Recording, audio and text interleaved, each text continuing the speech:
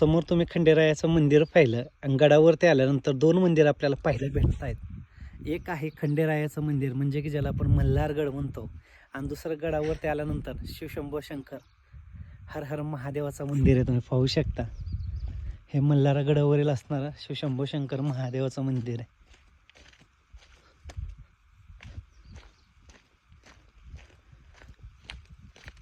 कोणत्याही गडावरती गेल्यानंतर आपल्याला शंभो शंकर महादेवाचं मंदिर लागतंच. हे या गडावरील असणारं शंभो शंकर महादेवाचं मंदिर आहे. एका साईडला शिवशंभो शंकर महादेव आहेत, तर त्याच मंदिराच्या पाठीमागं साक्षात खंडेराय आहे. हेच गडाचं हे वैशिष्ट्य आहे. गडावरती दोन मंदिर आपल्याला पाहायला भेटत आहेत. अनेक गडावरती गेल्यानंतर पद्मावती मातेचं मंदिर राजगडावरती गेल्यानंतर पाहायला भेटतं, तर शेजारीच आपल्याला शंभो शंकर महादेवाचं मंदिर देखील पाहायला भेटतं. मस्त सूर्य झाडामधून दिसतोय ना.